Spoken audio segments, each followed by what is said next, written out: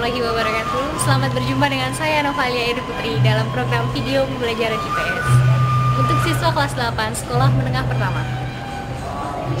Pada kesempatan ini, saya akan menyajikan materi yang berjudul tentang komposisi penduduk, persebaran penduduk, dan migrasi. Komposisi penduduk yang akan dibahas di sini adalah komposisi penduduk berdasarkan usia, persebaran penduduk yang mencakup urbanisasi dan transmigrasi. Adapun tujuan pembelajaran dalam tema kali ini adalah yang pertama, siswa mampu mendeskripsikan fungsi-fungsi lembaga sosial di lingkungan tempat tinggalnya dalam hubungannya dengan kependudukan. Yang kedua, siswa mampu meningkatkan rasa ingin tahunya terhadap masalah kependudukan di Indonesia dalam hubungannya bagi tercapainya pembangunan nasional. Yang ketiga, siswa mampu mengetahui kualitas penduduk di Indonesia berdasarkan komposisi dan angka ketergantungannya. Dan yang keempat, siswa mampu mengidentifikasi persebaran penduduk Indonesia dari sudut pandang ke IPS-nya. Selamat menyaksikan.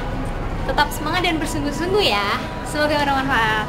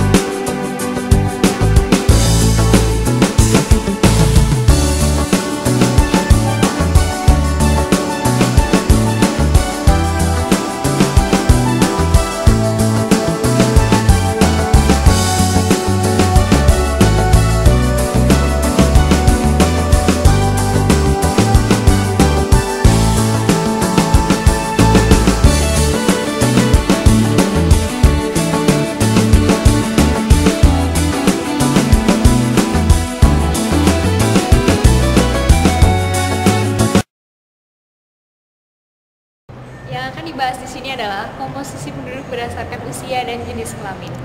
Yang pertama adalah komposisi penduduk berdasarkan jenis kelamin. Ini merupakan komposisi penduduk berdasarkan jenis kelamin, yaitu pengelompokan antara laki-laki dan perempuan.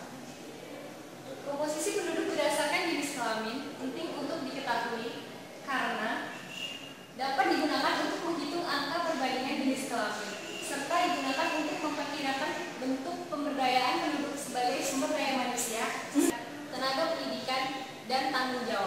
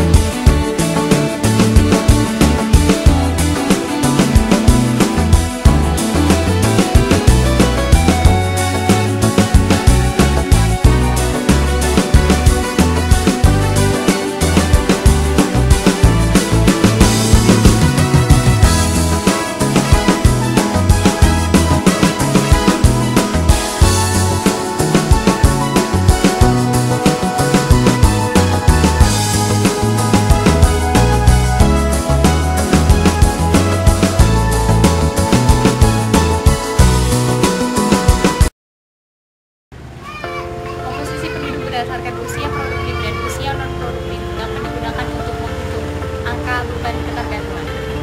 Angka beban ketergantungan penting untuk diketahui karena dapat memperkirakan beban tiap non-produktif untuk menopang kebutuhan hidup.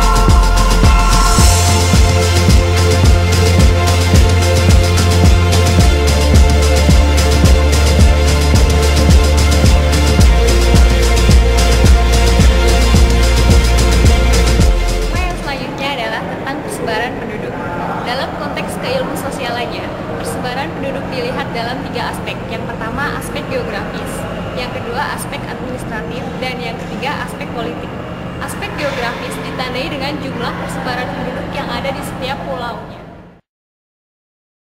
Seperti yang terlihat pada peta berikut ini. Peta ini menggambarkan bagaimana persebaran penduduk Indonesia pada tahun 1990 yang diambil oleh Badan Pusat Statistik. Dalam peta ini terdapat legenda yang menyebutkan bahwa setiap warna-warna yang ada menunjukkan tingkat kepadatan penduduk yang berbeda-beda. Mulai dari warna biru tua yang mewakili Pulau Irian Jaya dengan jumlah penduduk kurang dari 10 jiwa per kilometer persegi. Selain itu, warna hijau yang menunjukkan daerah Riau, Jambi, Kalimantan Barat, Sulawesi Tengah, dan Sulawesi Tenggara, yaitu dengan jumlah penduduk 1 hingga 50 jiwa per kilometer persegi.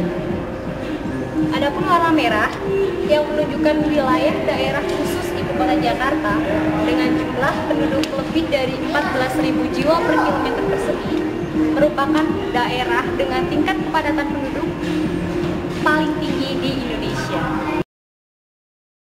Aspek yang kedua dalam persebaran penduduk adalah aspek administratif.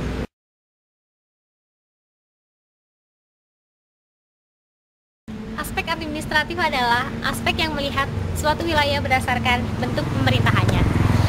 Perbedaan status administratif suatu wilayah menjadi pemicu dalam persebaran penduduk. Sebagai contoh, Kota Bandung dan Kota Jakarta akan dihuni lebih banyak penduduk dibandingkan kota-kota kecil lain seperti Sukabumi, Purwakarta, dan lain-lain. Hal ini disebabkan karena Kota Bandung dan Jakarta yang berstatus sebagai kota metropolitan memiliki fungsi lebih kompleks, seperti fungsi perdagangan, fungsi pemerintahan, dan fungsi pendidikan. Sehingga memicu masyarakat untuk datang berbondong-bondong ke kota metropolitan daripada kota kecil yang minim fungsi dan fasilitas yang disediakan. Aspek yang ketiga adalah aspek politik, yaitu dengan diadakannya kebijakan pemerintah untuk melakukan pemerataan penduduk di daerah yang masih jarang penduduknya seperti Pulau Kalimantan, Pulau Papua khususnya, Irian Barat, Sumatera, Sulawesi, dan lain sebagainya, yaitu dengan dijadikan kota transmigrasi.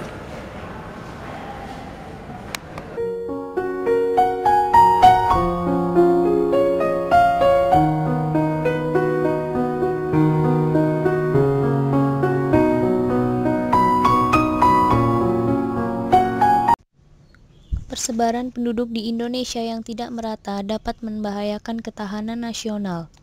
Persebaran penduduk yang tidak merata merupakan sebuah permasalahan tersendiri bagi pelaksanaan pembangunan. Karena di daerah dengan penduduk yang padat berarti tersedia cukup banyak tenaga kerja. Namun di daerah lain seperti Kalimantan dan Papua terjadi kekurangan tenaga kerja sebagai sumber daya manusia untuk melakukan pembangunan. Pemusatan penduduk di Pulau Jawa saja tentu sangat merugikan proses pembangunan nasional.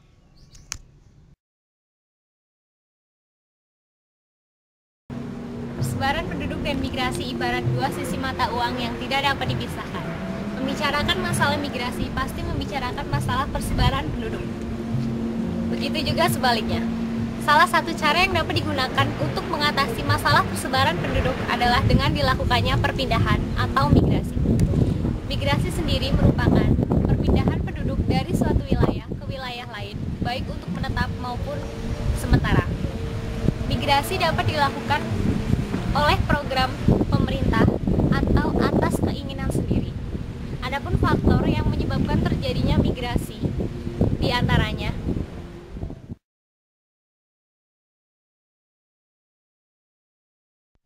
Masyarakat Indonesia tinggal di daerah rawan bencana alam, terutama gempa bumi, gunung meletus, dan tsunami. Hanya Pulau Kalimantan yang tidak memiliki ancaman gempa bumi dan gunung meletus. Tidak hanya itu, bencana yang terjadi juga dapat disebabkan oleh ulah dan kecerobohan manusia terhadap alam. Karena bencana alam tersebut seringkali memaksa penduduk untuk melakukan migrasi. Beralihnya fungsi lahan pertanian ke non-pertanian yang tidak diimbangi pembangunan irigasi akan mempengaruhi perkembangan areal pertanian, sehingga menjadi kendala bagi peningkatan ketahanan pangan. Di sisi lain juga dipengaruhi oleh meningkatnya penduduk sehingga luas kepemilikan lahan bergeser dari lahan pertanian ke non-pertanian. Akibatnya, semakin banyak bisnis perumahan membuat lahan pertanian sedikit demi sedikit tergusur. Pembangunan perumahan dan gedung-gedung bertingkat secara besar-besaran merupakan bukti bahwa kepadatan penduduk di suatu daerah semakin tinggi. Tuntutan akan tempat tinggal tidak bisa dihindari, sementara lahan tidak mungkin dapat dimekarkan. Pertentangan menyebabkan penduduk melakukan migrasi ke tempat lain karena merasa tidak nyaman di tempat tersebut. Pertentangan yang melibatkan banyak orang dan menyebabkan situasi tidak aman mendorong orang melakukan migrasi ke tempat yang aman. Pertentangan hanya akan mendatangkan masalah baru, oleh karena kita harus selalu terus saling menghormati orang lain.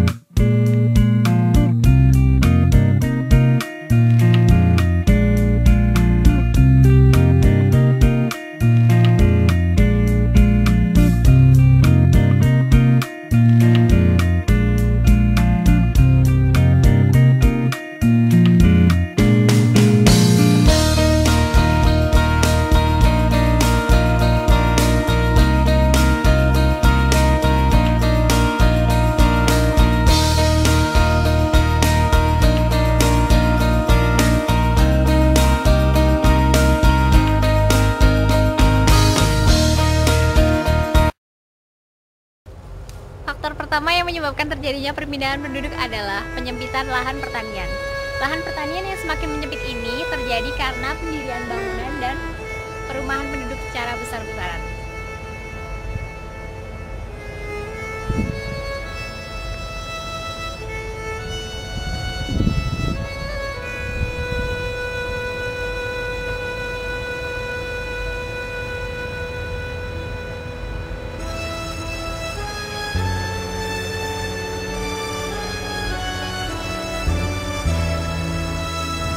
Hal ini tentu sangat menjadi masalah terutama bagi masyarakat yang berada pada kelas ekonomi rendah dan masyarakat yang memiliki anggota keluarga banyak.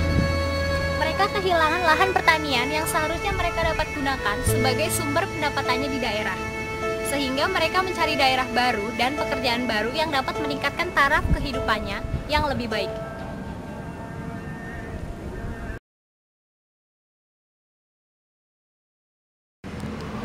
Faktor kedua yang dapat mendorong terjadinya perpindahan penduduk adalah banyaknya lapangan pekerjaan di daerah perkotaan.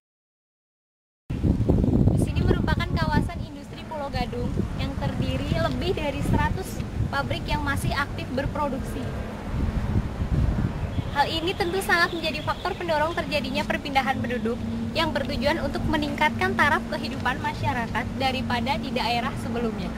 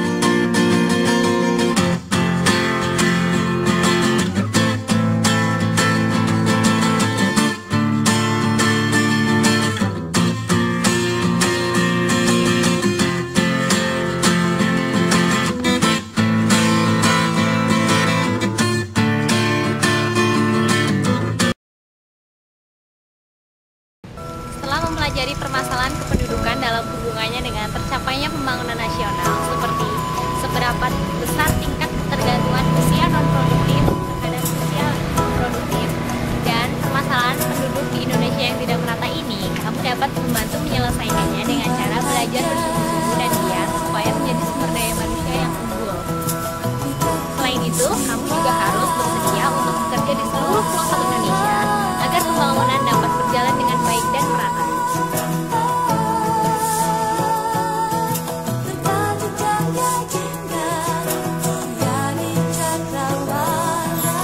Aku bahagia hidup sejahtera di Katulistiwa. Alam berseri-seri, bunga beraneka, meligai ramai-ramai, bertajuk Cahya Jingga. Suryani Cakrawala selalu berseri. Alam indah bermain di Katulistiwa, bersara senyum tawa, hawa sejuk nyaman, wajah pagi rupawan, burung berkicau riang, bermain